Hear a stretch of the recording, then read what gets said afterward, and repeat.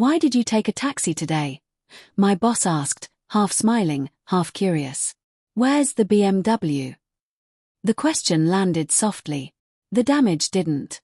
Because in that moment, I understood my private life had been driving around the city without me. I'm 46. I'm a compliance manager for a pharmaceutical distributor in Atlanta. I don't sell. I don't charm. I make sure nothing collapses quietly behind the scenes.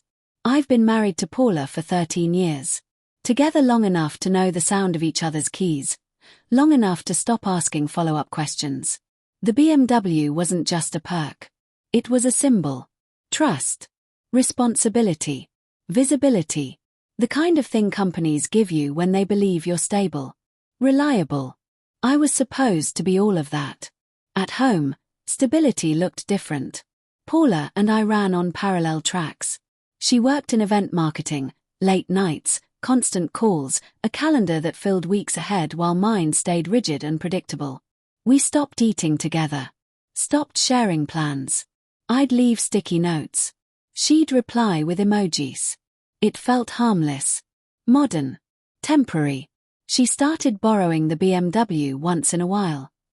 Client lunches. Vendor meetings. I hesitated, then agreed. Marriage means flexibility, right? I didn't want to be the controlling husband who counted miles. I should have counted. The morning my boss asked the question, the car hadn't been in the driveway. Paula texted. Had to take it.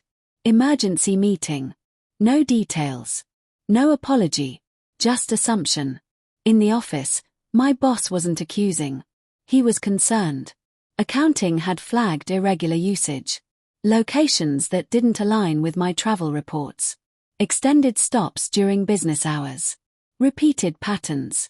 Nothing illegal, he said. But personal use has limits. And optics matter. Optics. That word followed me all day. That night, I waited until Paula came home. Midnight. Perfume I didn't recognize. Phone face down on the counter. I didn't raise my voice. I didn't pace.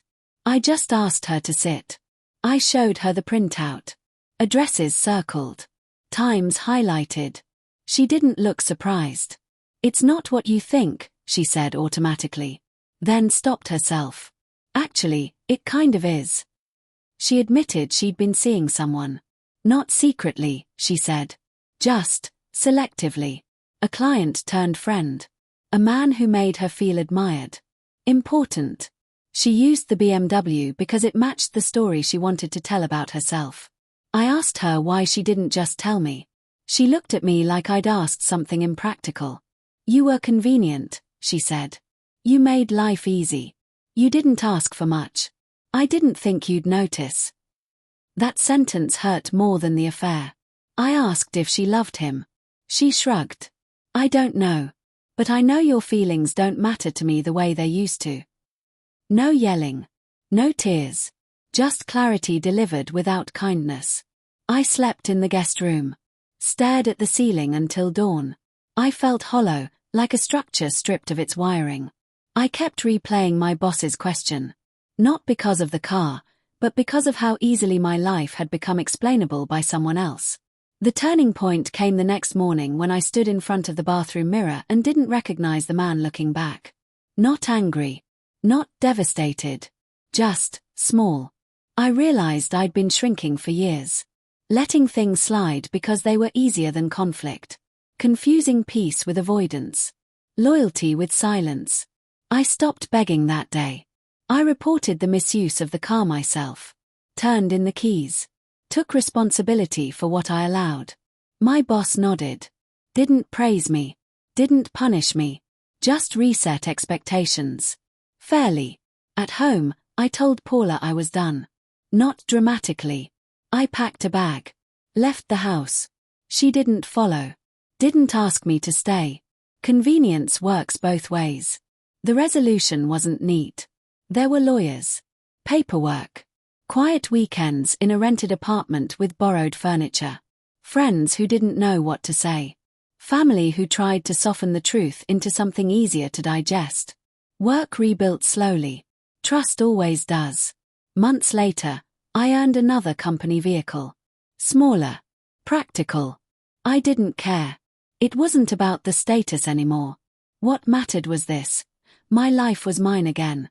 My choices. My boundaries. My accountability. Paula reached out once. Said she missed the stability. The calm. The way I held things together. I didn't respond. Because here's what I learned, and maybe you need to hear it too. When someone treats you like infrastructure, they only notice you when something breaks. Love isn't convenience. Respect isn't silence. And dignity begins the moment you stop making yourself useful at the cost of being visible. When my boss asked about the company BMW, I realized my private life was exposed. So I reclaimed it. Quietly. Completely. And this time, I didn't hand over the keys.